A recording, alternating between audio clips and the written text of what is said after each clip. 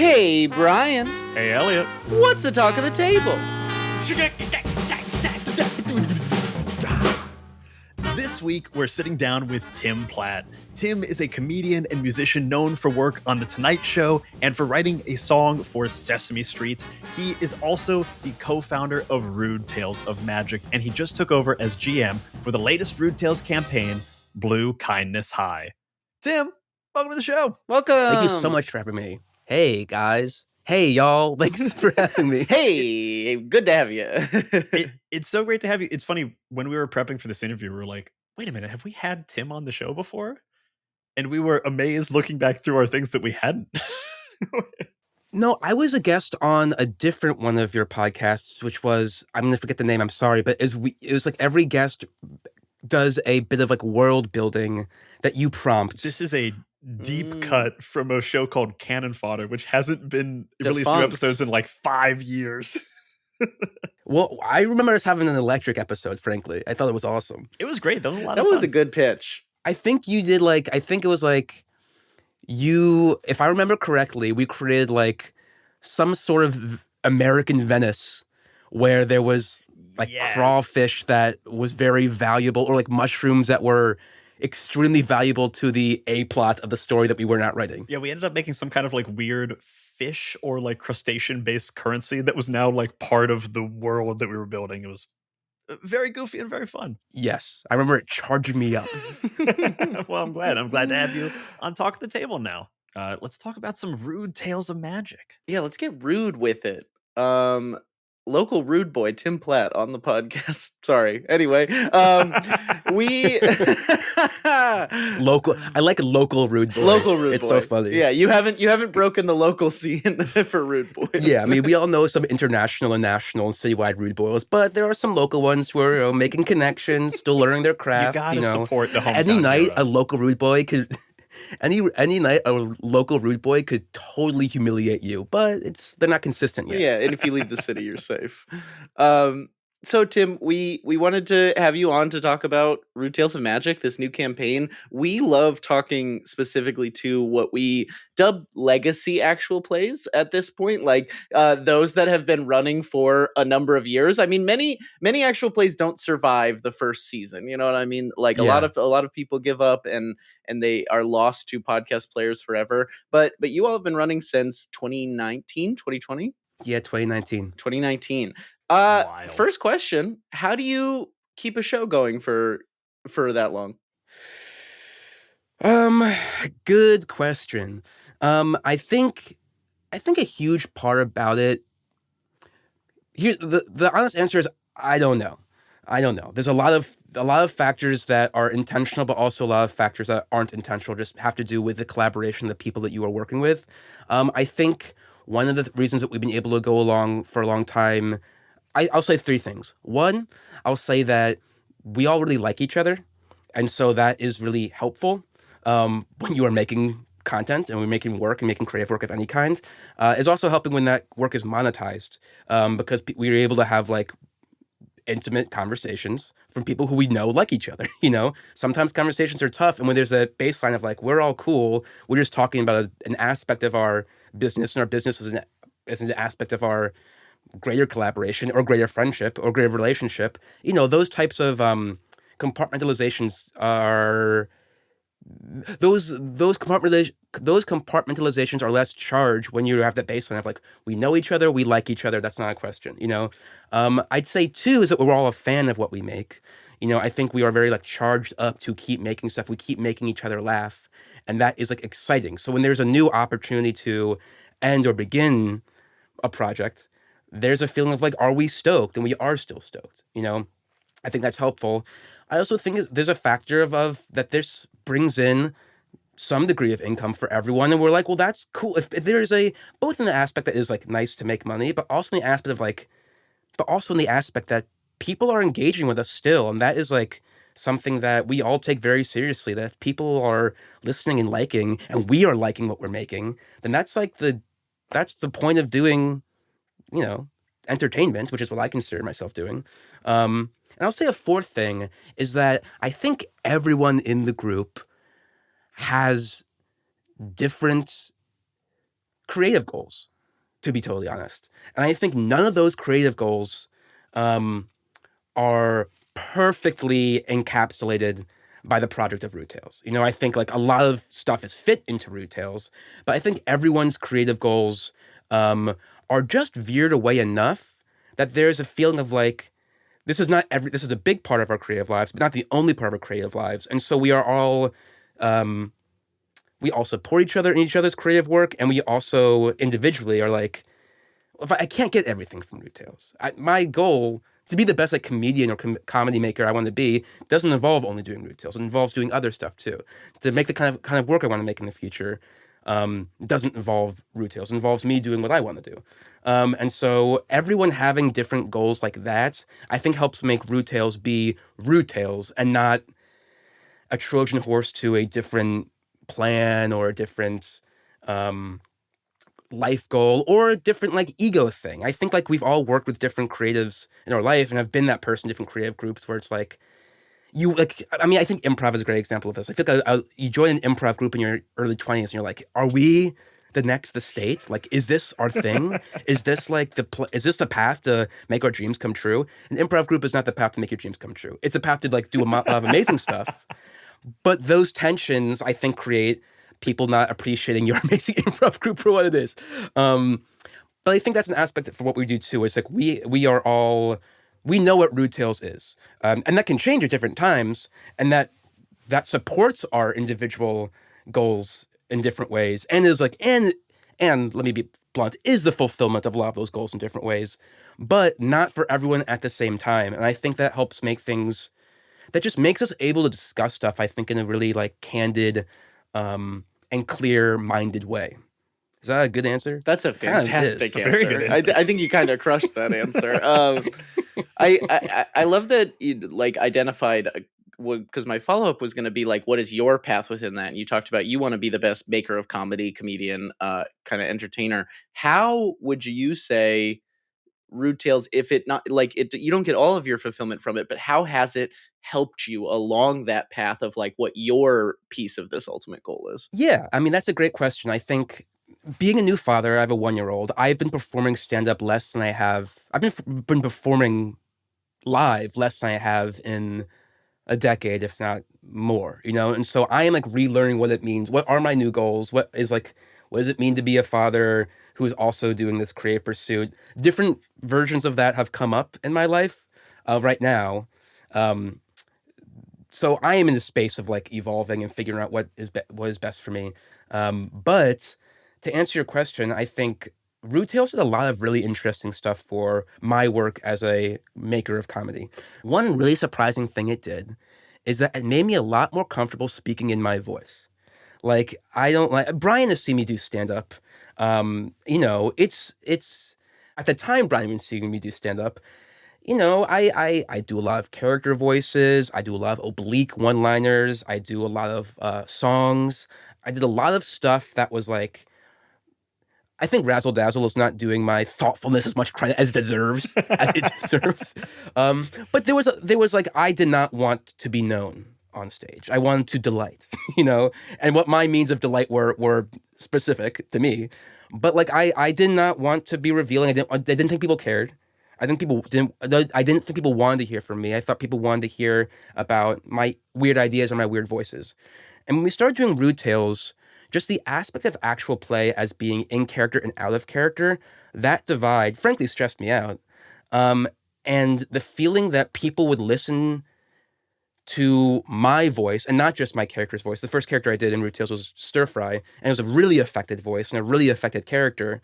And that, like, putting so much into that, but having my voice also be heard as a comic voice and as a mover, you know, of the story, or a mover of the ball down the court, I suppose.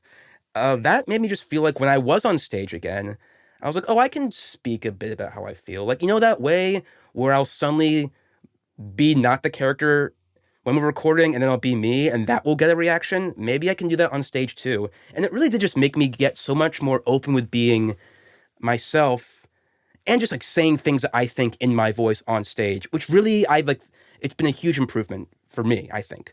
And I still like what I like and do what I do, but the freedom I have to be like, people will hear me, people want to know me, that's that type of I'm not like fighting that. And I think that was a huge part about doing an actual play is that people get two sides of you, the in character and the out of character, even if the out of character is also sort of in character. But those lines are so interesting, and I think I felt a lot of permission. I think you don't need me to be my character. You also can have me, you being the audience. In this case, an audience that loves me. It's funny that You can cut that part if it's not flattering. we're keeping it in, baby. There we go. It's funny, like looking at actual play from the outside, like someone who just like was told that people played D&D on podcasts and shows. I'll bet you that they would think that that process makes you more comfortable being in character. But I feel like a thing that we've learned from like a lot of these interviews and a lot of like conversations I've heard is that it ends up being the opposite. You end up getting more comfortable in yourself because you're able to do both of those things. It's just surprising to me that that is the reality rather than the opposite. I think the interesting thing about that is that in actual play, there is no avoiding your voice because simply you have to say, he chooses to walk over here, he rejects it. You like have to put your voice in times when I think there's so many other mediums, especially comedy, where like that is you can cut that out so cleanly, and you're rewarded for cutting that out so cleanly. I think of like sketch character comedians or character comedians, maybe less for stand-ups, but like they're the feeling that like I have to be myself if I want my character to work. Okay, so if I want to make like, the best character to support that, I have to be present, which is not what I got into comedy for, to be present.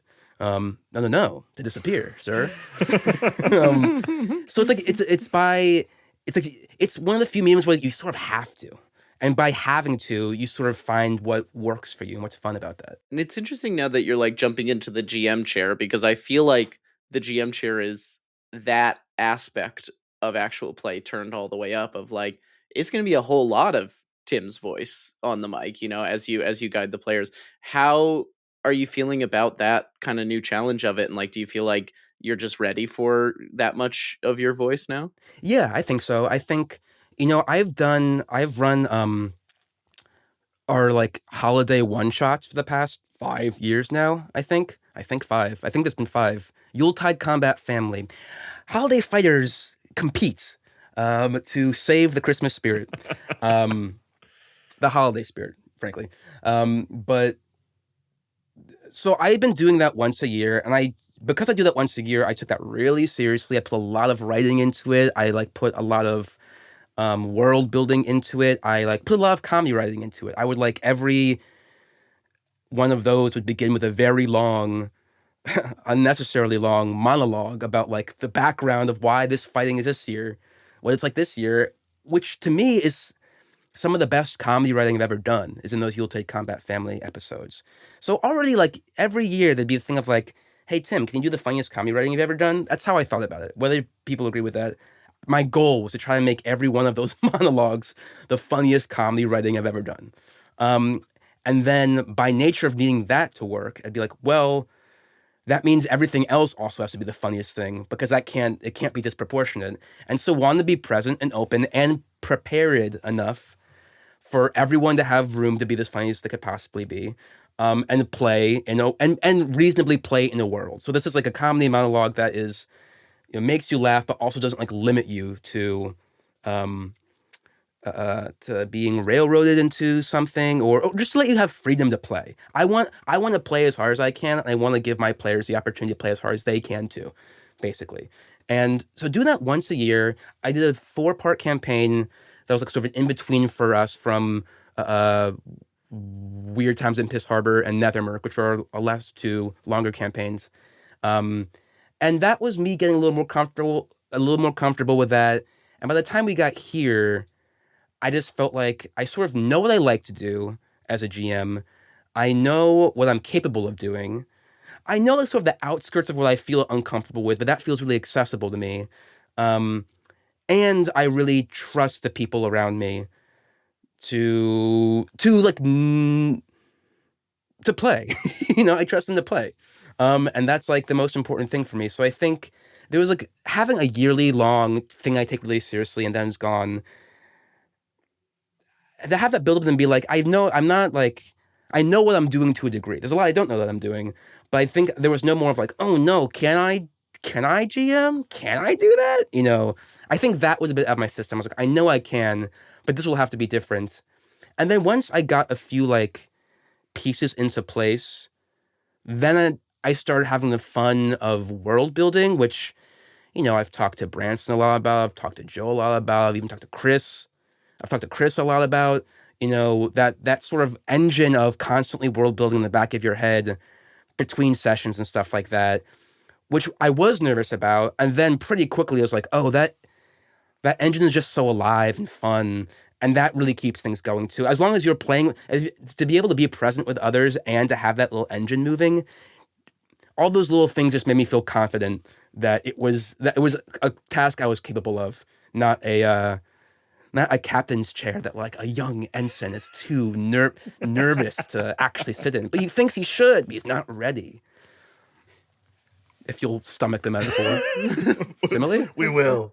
Did I say like or as? I think before we get too much further, I would love to just hear in your words what this new campaign of Blue Kindness High is. Blue Kindness High to me is like if Degrassi meets Animorphs, or if let's say X-Men meets Dawson's Creek, or let's say My Hero Academia meets My So-Called Life. A lot of eyes there. Oh, good one.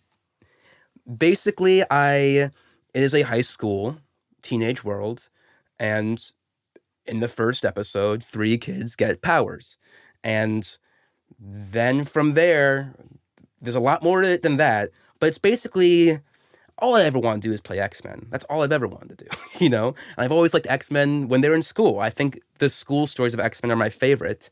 And when X-Men is able to balance school stories with galactic stories, with stories of, the supernatural that is like outside of, the X-Men lore, like there's fairies, there's demons, there's stuff like that. When that is all grounded to real high schoolers with high school feelings, which as a comedian I think is really fun to play with. I wanted to sort of make a campaign that was able to capture those things, like the baseline of like when you're a kid and you have a crush on that kid and that group you want to impress that group, but that group actually thinks you're a better fit, and then suddenly something special happens inside of you, and you have to hide that or you have to share it. Those are like the things that I think really excite me as a performer. And so they also excite me as a writer. And I feel like this was a good spot to play if I were taking over. It feels very close to home. There's just a lot to play in there in terms of like the mashup of X-Men and Degrassi, or like those are 2 very fruitful trees that you can pull from. And by combining those things, you're going to get something interesting pretty much every time. Yes. And I think it lets people, I just think the best acting comes from people with real understanding of status. I think high school lets that happen on the drop of a dime. Is that person that clique? Do you like that person? Like, is that person just confident in a way that you have to sort of succumb to? Can you push back at that? And so I think to have people play in a way that I feel like is very live for relationships and growth, high school is just a real shortcut to that. And then Powers makes that fun. I think the high school thing is fun, but like Powers makes that dazzling, And I think if you're making an actual play, you want to dazzle. Am I wrong? Gotta have the dazzle. The razzle dazzle even. I think that anytime I think back, if you have like high school like flashback fantasies, you always do think that you're better than what you were. You know what I mean? Like it's always like a bit of a power. Like I wish I was in this situation from high school where I got embarrassed, but I had laser eyes, or like that type of. It's always that heightening thing. Yeah, you think, oh, what if I were back there then, but I had like a taste of the maturity I have now? What moves would I have made to take over the world? You know what I mean? I would have aced every class. Everyone would have loved me. It would have been great. But instead, I had all of these detrimental things that come with teenagehood. Yes. I could have done that. I could have done that move. Why didn't I just try that? Or be like, There was a crush there. Why did you deny that? That was that was real. You fool. How did you not see it? I feel like a high school setting is so ripe for comedy. I mean, like, there's a million high school comedies from the last 40 years, 50 years.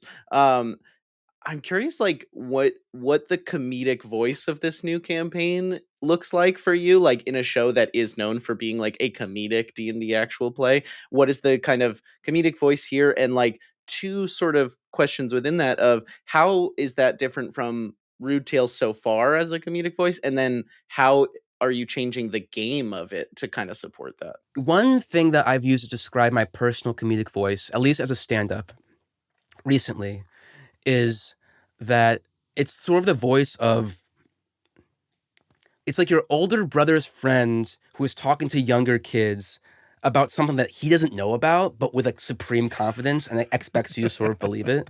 Sure. Like, there's this joke I've been doing, take it as you will, but the joke, and sometimes it works and sometimes it doesn't, but the joke is like, oh, this is a life hack. You know, if you go to xhamster.com and you click over 18, they have to let you in to watch the porn. So it's like that voice of like, it's stupid, it's confident, and like it thinks it's doing you a favor, you know, that like, that is, it is like referencing X Hamster, which is, I think, is a funny thing to reference, frankly. That's something that Tim, have been doing on stage. And there's a bit of that, I think, in this voice here where it's like, I am speaking from such unreviewed authority. I'm speaking from a place of authority that like almost knows it's bullshit, but there's a gumption to it that's keeping it going. And because you are a GM, there's a bit of like, and you have to deal with it, But a thing that I like to do is that I think if I'm going from that place, that if people come at me, I have to be able to bend. Because I think like a lot of comedy comes from that tension of, I'm being big. Oh, you're challenging me, but you're right. So I have to like, you know, I have to support that because that's a more fun place for it to go. So I think for me, there's a comic voice of like, I'm sure everyone else in the group would have a different, sharper thing to say about this than me. But I do think I am like going balls to the wall of like, how much can I sort of like suggest is the way the world is? And how dumb can that be for you to play along with it? You know, and if it ever crosses that line, come back at me and we'll find where you can play with it. That's a bit, because I do want people to be real, you know, so I do want to play that like heightened slapstick, stupid, if you will, world building, but then every individual character relationship and beat is earned and real. I want people to play that real, and I want to play that and respond to that real. So it's like, I guess, a balance between like as cartoony as I can be and as open to emotional authenticity as I can be is a space that I personally am pushing towards.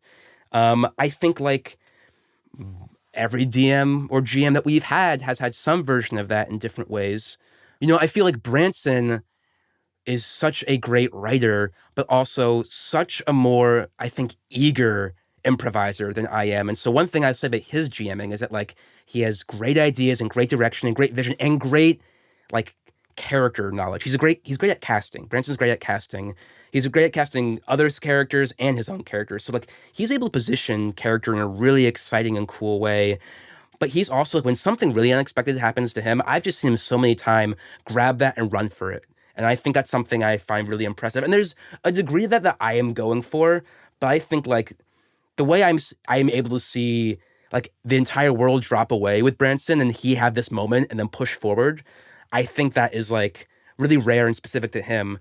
I think my version of that, I think, is less that the world drops away and we're just following that. I think it's that like that emotional feeling you're having, that your character is having, I'm not going away from that, so you shouldn't too. You know, like I think that is where I grab that bone a little bit. Like, are you feeling uncomfortable? Well, let's grab that. You know, like, did you have a crush on that person? I'm not letting that go. You know, like, or did you say that? While Branson's is more like, you said something crazy and that means this and that means this and we can do this and we can do this and like reposition. I think Chris is such a great writer, and he had to handle so many different people's weird schedules that just to see how he's so thoughtful. The things I have planned in every session don't have to happen, and other things can happen. But if someone told me they weren't going to be able to do the next day, I'd be like, well, I don't know what to do. You know, Chris is like, okay, we'll move here, we'll move here. He is like able to move every little plot piece or character around just to like keep things going in a way that I find really impressive and really like skilled. I think that's like, it's crazy. And I think Joe, who GMs Odysseus Surf of Space, I think he's so clear. He's so like, he lets you know exactly what we're doing and lets you play in that world. And you feel so taken care of and free at that same time where it's like, and I think everything I'm describing maybe is not exclusive to those GMs, but it's things I think about when I see them that I do see a little bit in contrast to myself, or things I'm like, that's impressive by them. I want to take from them if I can, but it's not like my motivating impulse. It's the talk of the table.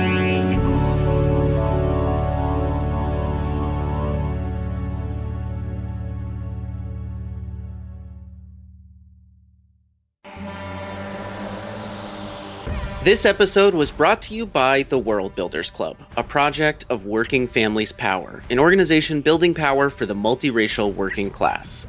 The World Builders Club is your go-to dispatch for breaking down the political, cultural, and emotional architecture behind your favorite universes, from romantasy novels and TTRPGs to blockbuster franchises and indie gems. This isn't just pop culture analysis. It's a love letter to the art of creating worlds and the power those worlds have to shape our own.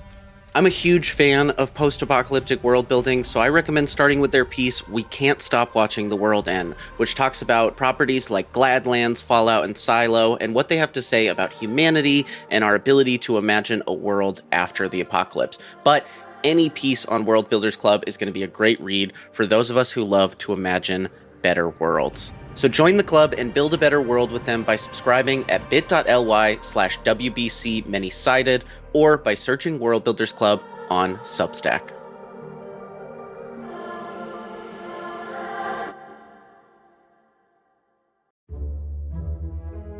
Pocket Bard is the immersive audio app that allows game masters to weave music, ambience, and sound effects seamlessly into their games with just the push of a button. It's intuitive, easy to use, and now Pocket Bard has gone from your pocket to your PC. That's right, Pocket Bard is now available on your phone and your desktop computer, making it even easier to bring in the perfect music right when the climactic battle begins. Now, GMs who run everything from their PC have access to Pocket Bard alongside their other tools. It's the same Bard on a bigger screen. Plus, Pocket Bard is releasing their new Cozy Lo-Fi collection for free to celebrate the new desktop version. These scenes will add even more flair to the quiet, contemplative moments of your game, where your players sit around the campfire and make plans for their next adventure. Download Pocket Bard for your phone or your computer from the App Store or straight from pocketbard.app.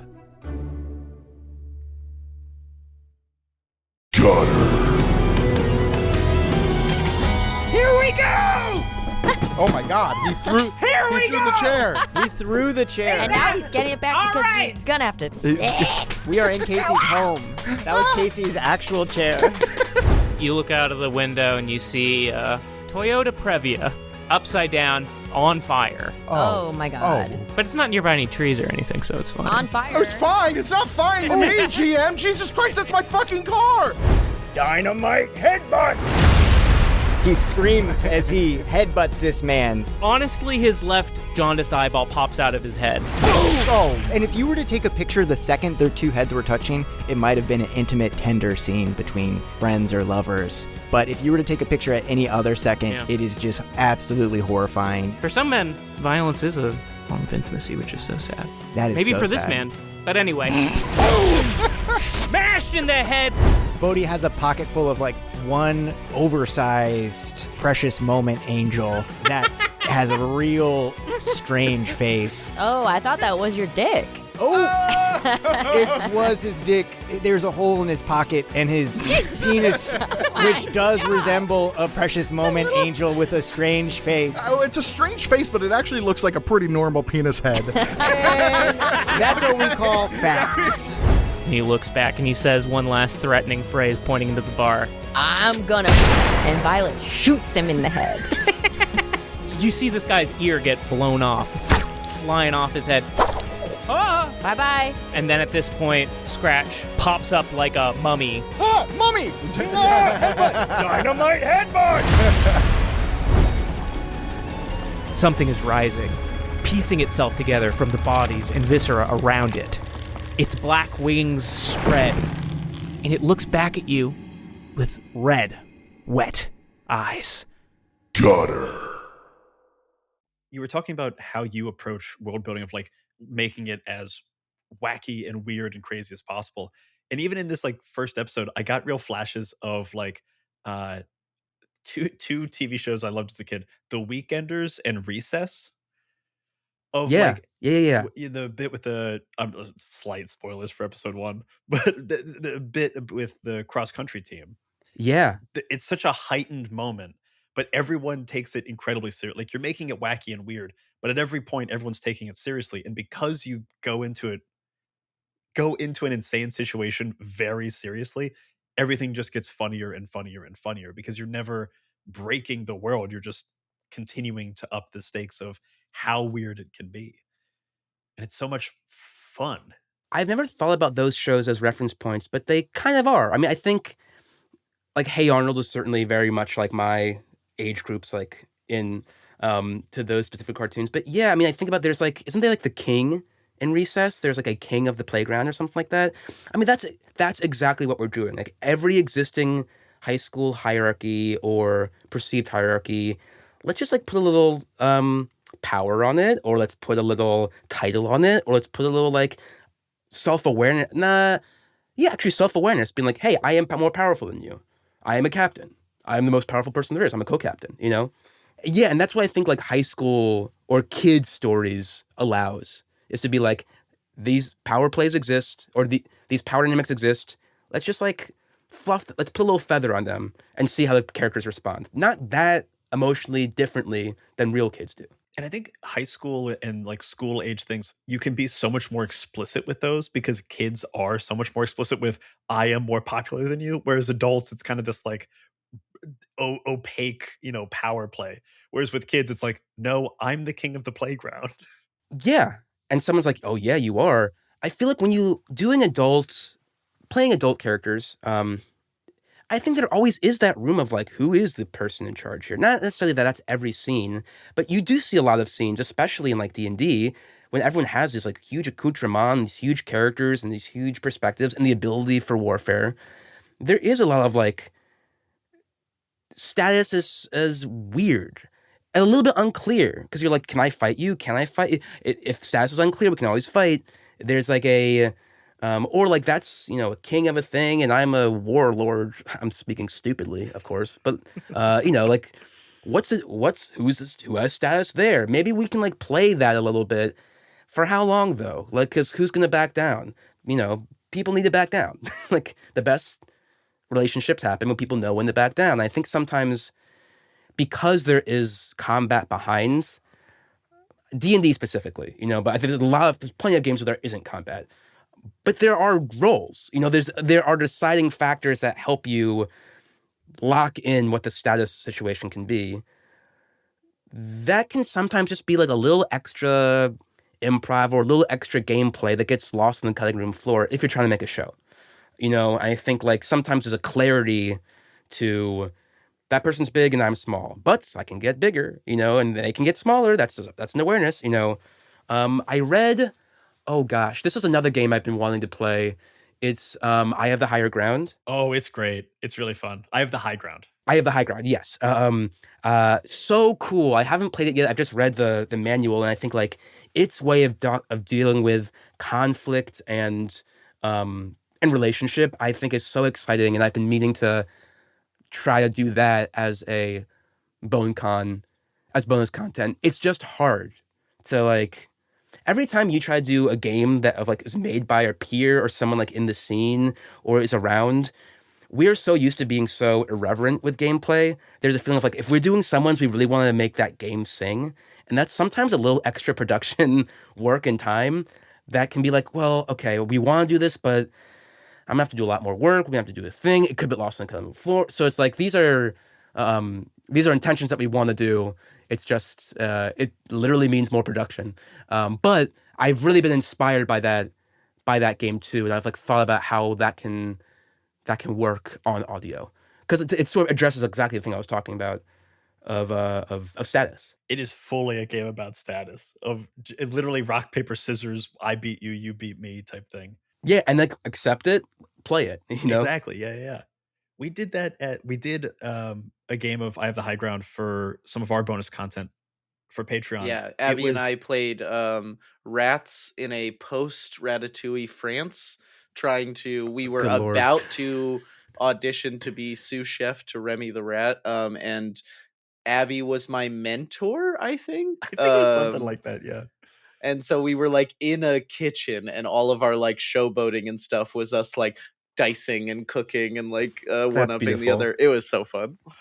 That's we really had cool. The worst, most unlistenable 2 French accents that we put on for that episode. It's great. I respect that. I respect that. I knew you would. And then I guess, Tim, on the game design front, because D&D isn't inherently a high school game. It isn't inherently an X-Man game, like X-Man. What am I, a mom? It isn't inherently an X-Men game. What kind of changes are you making system-wise, game design-wise? What are you introducing to kind of help support this specific kind of story? Yeah, I think so. There was a bunch of things that I was inspired by going into the like production of starting this game, and there was Tales of the Loop that we looked at. I did look at I Have the Higher Ground. I did look at Fiasco, which was something that we used for the Bears, the miniseries. And then Root Tales will sort of fall into this like rules light D&D thing, which it just like kept on being the solution to certain problems that I kept on finding myself in, because I was really trying to homebrew a lot of different stuff from a lot of different spaces. And I think there is an element of that in this, but for me, it just got to like, how free do I want my players to feel? And the freedom of them is like, roles, you have a sheet, it's a little loose, but we know what that is. The thing that I have like brought in is there's some lasers and feelings aspects to it as well. Like, is there a number that makes things easier? So trying to bring a lot of those influences into the gameplay, it has sort of reduced back to a degree of rules light D&D, rule of cool D&D, that we, with other influences in there, I think like originally using your power is a laser and feelings role. Interpersonal stuff can be, or activity can be a more D&D role. And then there is social damage, that you're in high school, so being embarrassed is horrible, violent. It hurts. It hurts. Thank you, Elliot. Love social damage. And so that's like the big thing. I'm sure there are other games that have played with this type of mechanic before, but it's basically that like when there is social conflict between individuals, you are at risk, so play smart, and that like, and you can't just like big dog somebody and there not be a consequence. Is it successful? You have damage, or they have damage. Social damage is probably more present than physical damage in the game, right, as of right now. And so that's like the big thing that we have like shoehorned into our relatively traditional rules light, with some lasers and feelings edits and other like design choices. So not relatively traditional in any sense of the word. I mean, sure. I mean, I guess I'm trying to capture a feeling. I'm trying to capture a spirit of play. I'm trying to capture a freedom of play that like we sort of already have language for. and that like the new things I introduce really have to be facilitating that. And so I was trying to do a lot of my homework to like make a real true blue home brew, and it just like it's that thing of like what are your priorities. It's like I know my priorities as a writer and performer and like a scene setter, and a setter of the table, and that like the more I got into the sort of game design, the more I was like, this is not me.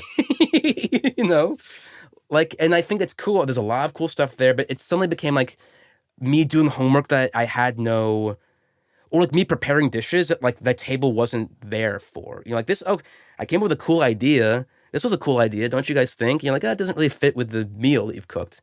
You're like, all right, but I did come up with a cool idea. Did you see, guys? I did my homework and came up with a cool idea. Yes, you've been reading more cookbooks. That's awesome, Tim. That's amazing. We kind of just want to eat the meal.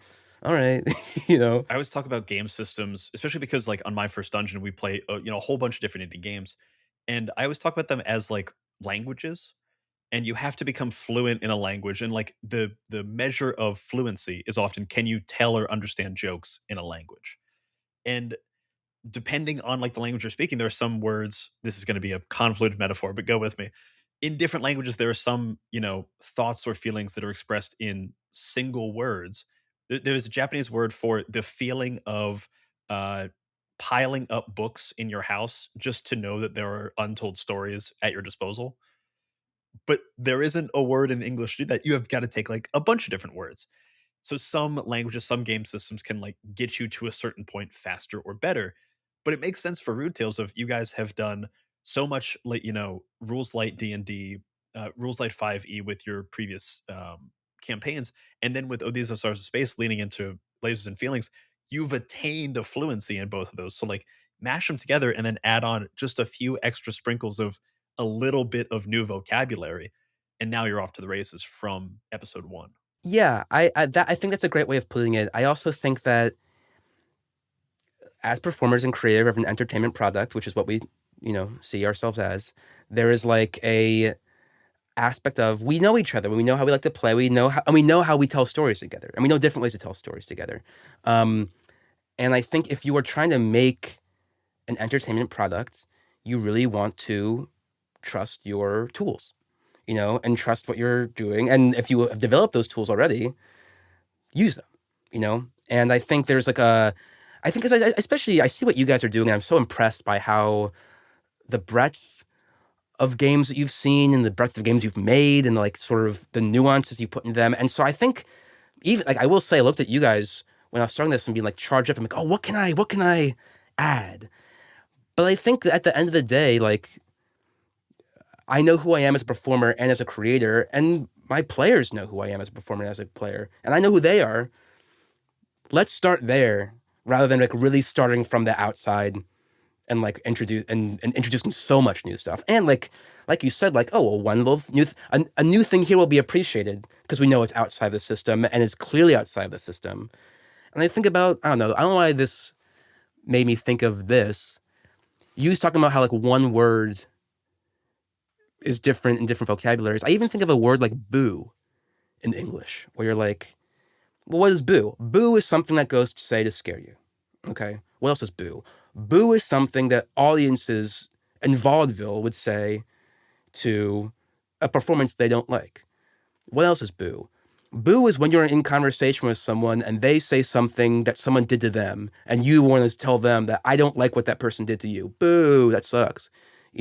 What else is boo? Someone got your order wrong, and now it's down, and now you got home and you open it and you go, it's disappointment and all these different valences. And it's like that flexibility of boo, which is a beautiful word. I have a baby, so I'm talking about boo. That's like one, what? Buh? Sorry, I'm about to go to stupid space. But just I think how that one boo like means such specific different things that only come from real intimacy with language. You can cut that if it's dumb, but I'm thinking about boo. No, I get it. And I think the thing that listening through the first episode, the thing where I fully understood what you guys were going for and what you were doing. You were playing through, the first maybe like 30 minutes is setting up characters and like setting up stuff. And the second you got to the like kind of homebrew mechanics that you've done for this game, so the social damage and also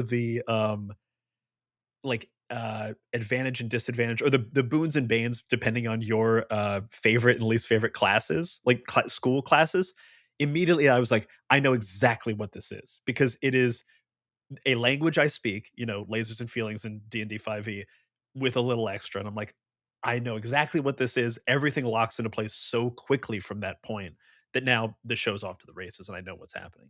Yes, thank you. That is another thing that we added, which is that because the people don't have, classes, because everyone's a human, where do you begin with character creation? You begin with conversation, and you begin with talking to the players about what they like and what they don't, what kind of character you want to be. I think what we did is like, so in the world of Blue Kindness High, there are cliques. And sophomores have to declare a clique that they can then be accepted in that clique by the end of the year or not. And who knows what will happen then. And that's just sort of be like, what are you going for that can fail or succeed? And like, what other sort of like types of people are around you? So clique rather than class is a thing that we went for. And in those conversations, we said, what's your favorite class? What's your least favorite class? And basically whatever they said, I just thought, okay, what are advantages and disadvantages based on their favorite and least favorite that are novel and playable in this world? And that felt like, I think for both, it's nice to hear you say that, because I think from a GM perspective and a player perspective, and hopefully from a listenership perspective, it helps with character, and it helps like how you can actually play the character in this world that is not the most written out. At least in terms of how characters are created. It is great to see from like a listener perspective, when you add those like very hyper specific mechanics, all of a sudden you are basically explicitly telling me, here's a type of joke you're going to see, or here's a type of game we're going to play. Yes. And now I'm immediately looking for that game as well, which is now it's a fun new thing to explore. Well, I do think there are plenty of mechanics that I came up with that were specifically, this will be funny. What if people could play with this? Or like, this would be really exciting, And I think both in conversations with Joe a lot, but also Branson and Ellie, it was like some of those things have found themselves into the world of the show, and some of them are just like, it's a cool idea, but it's funny but not playable, or it's like interesting, but the playability is so unclear. Why? So it's like those, we had to sort of filter. I really do like to think about what would be a funny mechanic. What would be funny? What would be funny when I say it? What would be funny when me, the GM on the mic, says it? But if that like piece of comedy can't be funny in the players' voices, or isn't playable, or it sort of ends there, then it's unhelpful. So I do want to be open that I am looking for comedy. I am looking to put jokes in. I want this to be the funniest thing I've ever made. I want everything I make to be the funniest thing I've ever made. But if you're doing that and it takes up even just an inch of space away from players and playability, is it helpful? Sometimes, yes, because it's so funny. But but oftentimes you're like, oh, no. And if that's the case, then like, how can I counterpoint that thing I just did with a thing that helps the players shine, or that helps the players discover, or helps the players grow? So as we sort of start to bring this to a close, Tim, I want to talk about like how this campaign represents a sort of a new era for Rude Tales. Like it's you, Allie, Branson, and Joe, and Carly and Chris are stepping away for like very exciting opportunities. So it's a smaller cast, new campaign. Is there anything else like going into this new era that's kind of changing for the show? Things you're like excited about, nervous about, hopeful for? Yeah, I mean, it is an interesting thing where, it's a bummer to lose Chris. It's a bummer to lose Chris and Carly. They are our friends. They are really good. We've been making the show for them. They have professional opportunities and lives that make it really hard to do this right now. And that is great. We want to be a place where like people are honest about where they're at and what they're doing. So that is like hard, of course. But there's also, this happens with improv groups. This happens with friends groups. This happens with friend groups where like one person, two person leaves and a different dynamic is suddenly present with the people who have remained. And that I think is very exciting. Like what we lose, we lost a lot. We lost people who we really care about, who are really, really good. More importantly, they're really good at what they do. But with less people means everyone gets a little more room. It means there's like a little more space for everyone. Like every episode, every character gets more time. That's honestly good for what I do. I'm not as good as like track and plot and movement and story as Chris. I am not as like good at casting as Branson is. Like don't have as good of a structure of an episode where it can go and where you're being invited to go than Joe. But I do think I'm good at like micro character movements and status movements and the sort of like improv and like the theatrical aspect of improvisation, where if you have more time with each of those characters, there's more you can do for my skill set. So I think like it's hard to lose people, but we are also like, we've recorded 5 episodes now. It's working. We like what we're making. It's good. It's good and funny in a way that is true to Root Tales and different because there's a different cast. So I think we are feeling a little charged by that. We're like, oh, it's how rare is something that is so old gets to feel new, and that the benefits of that are clear in the episode. It's interesting to see now that more actual plays are having this kind of longer lifespan, that we get to now kind of see more shows have these like new seasons of what the show is, not just like a new season of the show, but a new cycle in what it looks like entirely. Yeah, and that like, we built this with Chris and Carly, so their DNA is in exactly what we're doing right now, both in the new show we are putting out and in like, our shared business, so like the fact that is, we are on Rude Tales as a continuum includes both eras, includes every era that we've had, which has been many. It's been 6 years. Jesus Christ. Like, Rude Tales includes I think when people say Rude Tales, they think of Class Dismissed. They think of our first campaign with Branson DMing or GMing, however you want to think about it.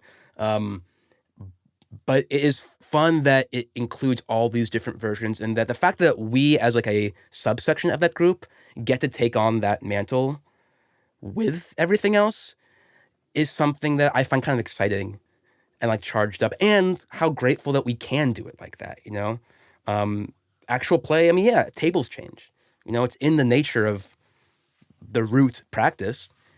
People don't play together like bands in actual play, or that doesn't seem in the actual DNA.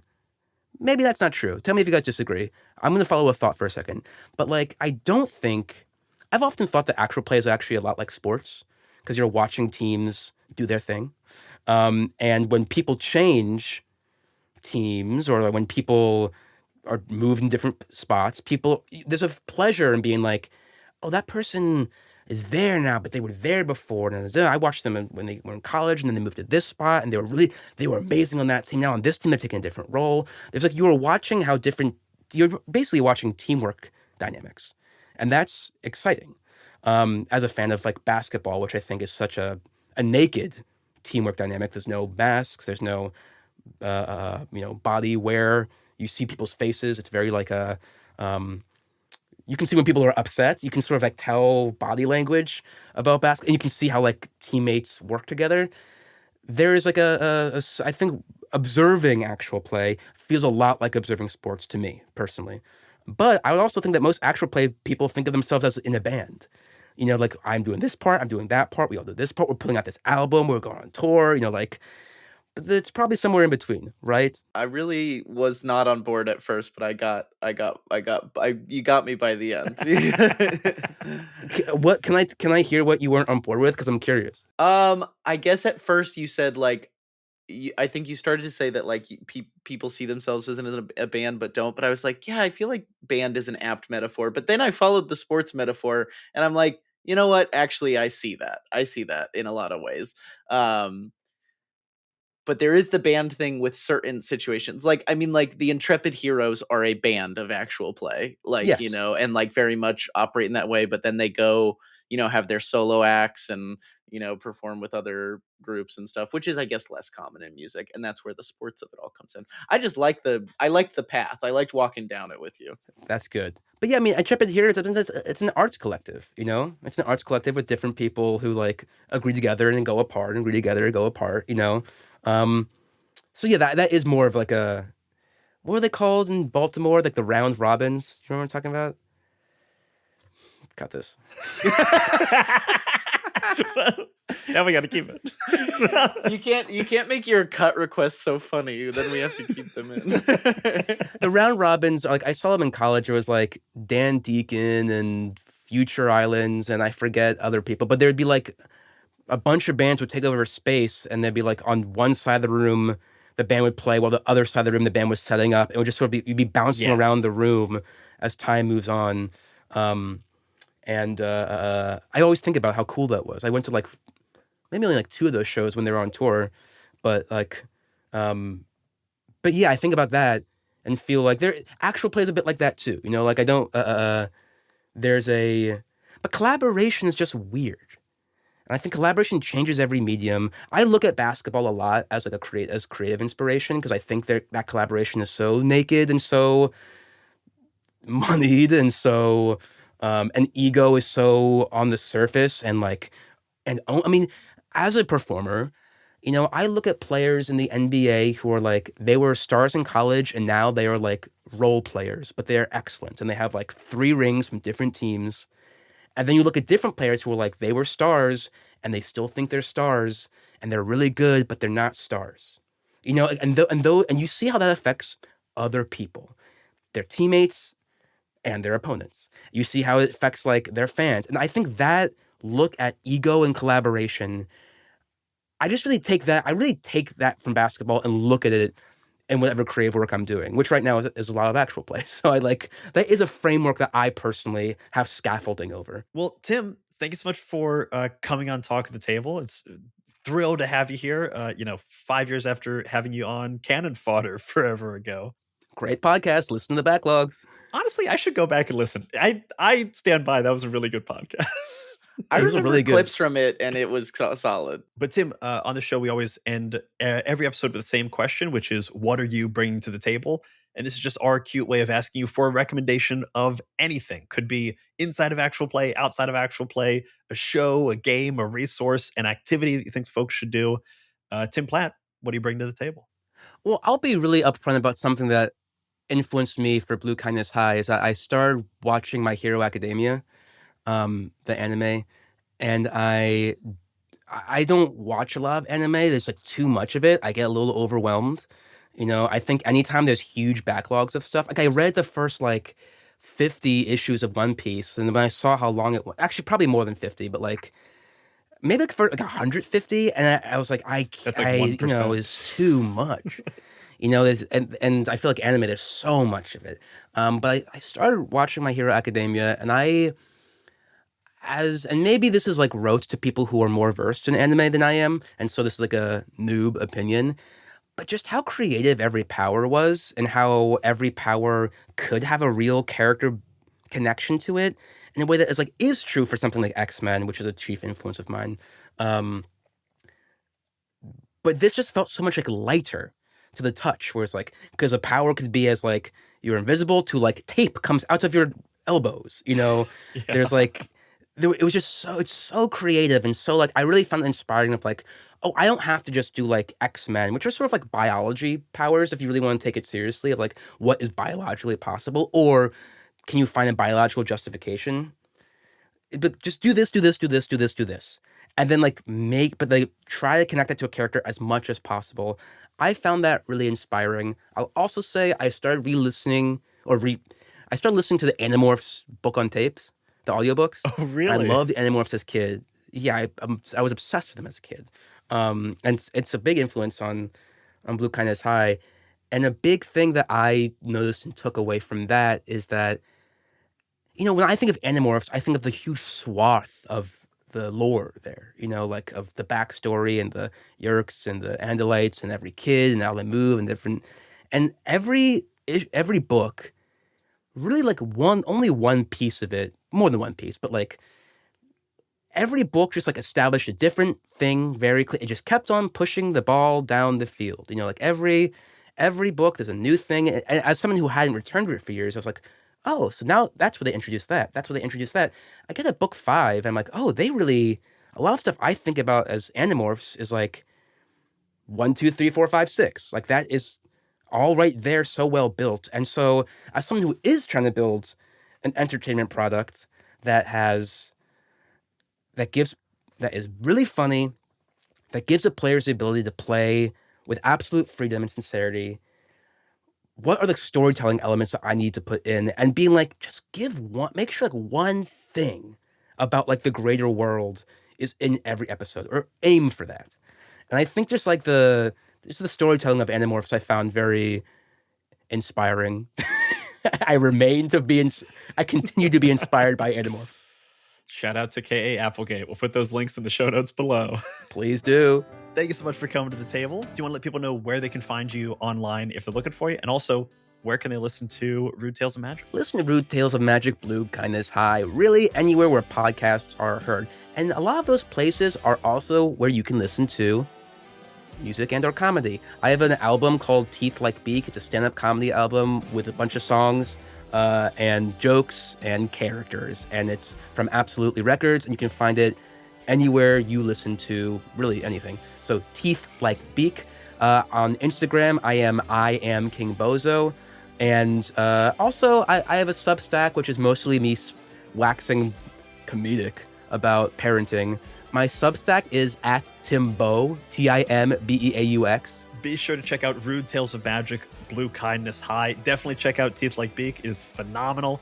And if you want to hear more from us here at Talk of the Table, you can become a member of the Many-Sided Media Patreon. You can get bonus episodes of Talk of the Table, bonus roundtables, actual plays from My First Dungeon, and a whole lot more.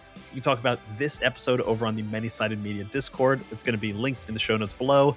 As always, rate, review, and follow Talk of the Table wherever you get your podcasts.